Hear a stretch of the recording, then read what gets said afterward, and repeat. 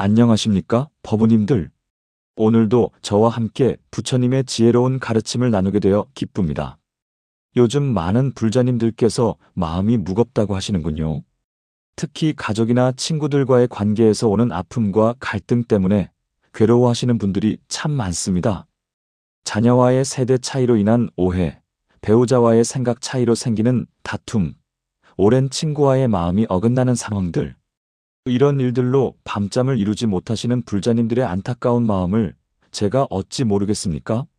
어떤 분은 며느리와의 관계 때문에 가슴이 답답하다고 하시고, 또 어떤 분은 형제간의 재산 문제로 수십 년 정이 깨져서 고통스럽다고 하십니다. 이웃과의 작은 오해가 큰 원한이 되어버린 경우도 있고, 직장에서의 인간관계 때문에 매일 스트레스를 받는다는 분들도 계시지요. 그런 경험, 법우님들도 있지 않으십니까? 마음속 깊이 쌓인 답답함과 서운함, 때로는 분노까지 올라와서 어떻게 해야 할지 모르겠다는 그런 마음 말입니다. 하지만 오늘 제가 전해드리는 부처님의 4가지 지혜로운 가르침을 통해서 그 무거운 마음의 짐을 조금씩 내려놓을 수 있게 되실 것입니다. 수천 년 전 부처님께서 보여주신 자비와 지혜의 길을 우리 일상의 관계 속에서 어떻게 실천할 수 있는지 함께 배워보겠습니다. 관계의 상처는 하루아침에 낫지 않습니다. 하지만 올바른 방법으로 꾸준히 마음을 다스려간다면 분명히 평화로운 관계를 되찾을 수 있습니다. 첫 번째로 상대방의 입장에서 생각해보는 지혜에 대해 말씀드리겠습니다. 우리가 갈등을 겪을 때 가장 먼저 해야 할 일은 바로 내 관점에서 벗어나 상대방의 마음을 이해하려 노력하는 것입니다. 법화경에서 부처님께서는 이렇게 말씀하셨습니다. 모든 중생이 다 부처가 될 수 있는 불성을 가지고 있다. 다만 무명과 번뇌로 인해 그것을 깨닫지 못할 뿐이다. 이 말씀의 깊은 뜻을 생각해 보십시오. 나를 힘들게 하는 그 사람도, 나와 다투는 그 사람도 결국은 같은 불성을 가진 소중한 존재라는 것입니다. 다만 그들도 자신만의 고통과 아픔, 두려움 때문에 그런 말과 행동을 하는 것이지요. 예를 들어 며느리와 갈등을 겪고 계신 시어머님이 있다고 해봅시다. 며느리가 자신의 뜻을 따르지 않고 무례하게 군다고 생각하시겠지만 며느리 입장에서는 어떨까요?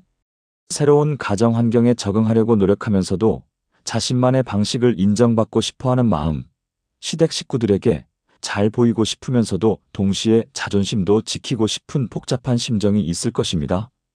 또 직장에서 동료와 갈등을 겪고 계신다면 그 동료가 나에게 차갑게 대하는 이유가 정말 나를 싫어해서일까요? 어쩌면 그 사람도 자신만의 스트레스와 압박감 속에서 여유를 잃고 있는 것일지도 모릅니다.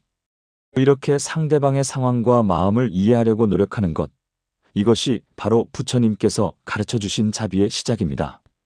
구체적인 실천 방법을 말씀드리겠습니다. 갈등 상황이 생겼을 때 즉시 반응하지 마시고 잠시 숨을 고르며 이렇게 생각해 보십시오. 저 사람은 지금 어떤 마음일까? 무엇 때문에 저런 말을 했을까? 나라면 저런 상황에서 어떤 기분이었을까? 그리고 하루에 한 번씩은 상대방을 위한 자비 명상을 해보십시오. 저 사람도 행복하기를 바랍니다. 저 사람의 고통이 사라지기를 바랍니다. 라고 마음속으로 되뇌어 보는 것입니다. 처음에는 억지스럽고 어색할 수 있지만 꾸준히 하다 보면 마음이 점점 부드러워지는 것을 느끼실 수 있을 것입니다. 두 번째로는 내 마음속 분노와 원망을 다스리는 방법에 대해 말씀드리겠습니다. 관계에서 상처를 받았을 때 우리 마음에 가장 먼저 생기는 감정이 바로 분노입니다. 하지만 이 분노를 제대로 다스리지 못하면 관계는 더욱 악화되고 결국 내 마음만 더 괴로워집니다. 대방광 불화엄경에서 부처님께서는 이렇게 말씀하셨습니다. 분노는 마치 불과 같아서 다른 사람을 태우려다가 결국 자신을 먼저 태운다? 얼마나 정확한 말씀입니까? 분노는 상대방보다 나 자신을 더 괴롭힙니다. 화가 나면 잠도 오지 않고 밥맛도 없어지고 건강도 나빠집니다. 상대방은 멀쩡히 지내고 있는데 나만 혼자서 끙끙 앓고 있는 경우가 얼마나 많습니까? 부처님께서는 또한 이런 일화를 들려주신 적이 있습니다. 어떤 사람이 부처님께 와서 온갖 욕설과 비난을 퍼부었습니다.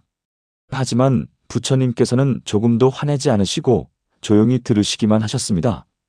그 사람이 다 말하고 나자 부처님께서 물어보셨습니다. 만약 누군가 당신에게 선물을 가져왔는데 당신이 그것을 받지 않는다면 그 선물은 누구 것이 되겠습니까? 당연히 가져온 사람 것이겠지요. 그렇습니다. 당신이 지금 나에게 분노와 욕설이라는 선물을 가져왔지만 나는 그것을 받지 않겠습니다. 그러니 그것은 모두 당신 것입니다. 이 이야기에서 우리는 중요한 지혜를 배울 수 있습니다. 상대방의 부정적인 말과 행동을 내가 받아들이지 않으면 그것은 나에게 아무런 해가 되지 않는다는 것입니다. 실제로 분노를 다스리는 구체적인 방법들을 알려드리겠습니다. 먼저 화가 날 때는 즉시 그 자리를 떠나십시오. 감정이 격해진 상태에서는 좋은 말이 나올 수 없습니다. 잠깐 생각할 시간이 필요합니다라고 말하고 조용한 곳으로 가서 심호흡을 하십시오. 그리고 마음속으로 옴마니 파드메 훔을 반복해서 염송하거나 나무아미타불을 정성스럽게 외워보십시오. 진원이나 염불의 힘은 정말 놀랍습니다. 마음이 흔들릴 때 이런 거룩한 소리에 집중하면 어느새 마음이 고요해지는 것을 느끼실 수 있을 것입니다. 또한 분노일기를 써보시는 것도 좋습니다. 화가 난 상황과 그때의 감정을 솔직하게 글로 써보면 내 마음을 객관적으로 바라볼 수 있게 됩니다. 그러면서 내가 왜 이렇게 화가 났을까? 정말 화낼 일이었을까 하고 스스로에게 물어보십시오. 대부분의 경우 시간이 지나고 나면 그렇게 화낼 일이 아니었다는 것을 깨닫게 됩니다. 세 번째로는 용서의 참된 의미와 실천 방법에 대해 말씀드리겠습니다. 많은 분들이 용서를 상대방을 위한 일이라고 생각하십니다. 하지만 진정한 용서는 사실 나 자신을 위한 일입니다. 용서는 상대방의 잘못을 인정하지 않는다는 뜻이 아닙니다. 용서는 그 일로 인해 내가 더 이상 괴로워하지 않겠다는 나 자신과의 약속입니다. 금강경에서 부처님께서는 이렇게 말씀하셨습니다. 과거 마음도 얻을 수 없고 현재 마음도 얻을 수 없고 미래 마음도 얻을 수 없다. 이는 모든 것이 변화하고 흘러간다는 무상의 가르침입니다. 이미 지나간 일에 계속 매달려 있는 것은 실제로는 존재하지 않는 허상에 자신을 묶어두는 것과 같습니다. 조주선사의 유명한 일화가 있습니다. 어떤 스님이 조주선사에게 물었습니다. 개에게도 불성이 있습니까? 조주선사는 단호하게 무라고 대답했습니다. 하지만 나중에 같은 질문을 받았을 때는 유라고 대답했습니다. 이는 고정된 관점에 얽매이지 말라는 가르침입니다. 용서도 마찬가지입니다. 저 사람은 나쁜 사람이다. 저 사람은 절대 변하지 않을 것이다라는 고정된 생각에서 벗어나야 합니다. 사람은 변할 수 있고 상황도 바뀔 수 있습니다. 그리고 가장 중요한 것은 내가 그 일에서 자유로워질 수 있다는 것입니다. 용서를 실천하는 구체적인 방법을 알려드리겠습니다. 먼저 상처를 준 사람에 대해 분석적으로 생각해 보지 마십시오. 왜 저랬을까? 어떻게 저럴 수 있을까라고 계속 생각하면 용서하기가 더 어려워집니다. 대신 그 사람을 위해 기도해 보십시오. 저 사람도 행복하기를 바랍니다. 저 사람의 마음에도 평화가 오기를 바랍니다. 처음에는 마음에서 우러나오지 않을 수 있습니다. 하지만 계속 반복하다 보면 정말로 그런 마음이 생기는 것을 느끼실 수 있을 것입니다. 또한 용서 편지를 써보시는 것도 좋습니다. 실제로 보내지 않더라도 그 사람에게 하고 싶은 말들을 편지에 담아보십시오. 분노와 원망을 토해내고 마지막에는 당신을 용서합니다라고 써보십시오. 그리고 그 편지를 태워버리거나 찢어버리십시오. 이는 상징적으로 그 일을 떠나보내는 의식입니다. 네 번째로는 평화로운 관계를 새롭게 만들어가는 지혜에 대해 말씀드리겠습니다. 갈등을 해결하고 용서까지 했다면 이제는 새로운 관계를 만들어가야 합니다. 하지만 이때 예전과 똑같은 관계로 돌아가려고 하면 안 됩니다. 더 성숙하고 지혜로운 관계로 발전시켜야 합니다. 화엄경에서는 일체유심조라는 말씀이 나옵니다. 모든 것은 마음이 만든다는 뜻입니다. 관계도 마찬가지입니다. 내가 어떤 마음으로 상대방을 대하느냐에 따라 관계의 질이 결정됩니다. 내가 상대방을 적대적으로 본다면 상대방도 나를 그렇게 볼 것이고, 내가 상대방을 따뜻한 마음으로 대한다면 상대방도 그에 응답할 가능성이 높아집니다. 부처님께서는 평생에 걸쳐 원수였던 데바다타를 끝까지 포기하지 않으셨습니다. 데바다타가 부처님을 여러 번 해치려 했음에도 불구하고 부처님께서는 그를 위해 계속 기도하시고 가르침을 베푸셨습니다. 결국 데바다타도 마지막에는 부처님께 귀의하게 되었습니다. 이는 진정한 자비와 인내의 힘을 보여주는 사례입니다. 새로운 관계를 만들어가는 구체적인 방법들을 알려드리겠습니다. 먼저 상대방에 대한 기대치를 낮추십시오. 이 사람은 이렇게 해줘야 한다, 저렇게 변해야 한다는 기대가 클수록 실망도 큽니다. 상대방을 있는 그대로 받아들이되 동시에 나 자신도 변화시켜 나가는 것이 중요합니다. 대화할 때는 당신이 잘못했다는 식의 비난보다는 내가 이런 기분이었다는 식으로 내 감정을 표현하는 것이 좋습니다. 당신 때문에 화가 났다 대신 그때 내가 섭섭한 마음이 들었다고 말하는 것입니다. 이렇게 하면 상대방이 방어적으로 되지 않고 내 마음을 이해하려고 노력할 가능성이 높아집니다. 또한 작은 친절부터 시작해 보십시오. 갑자기 큰 변화를 보이려고 하지 말고 일상적인 인사나 안부 물어보기부터 천천히 시작하는 것입니다.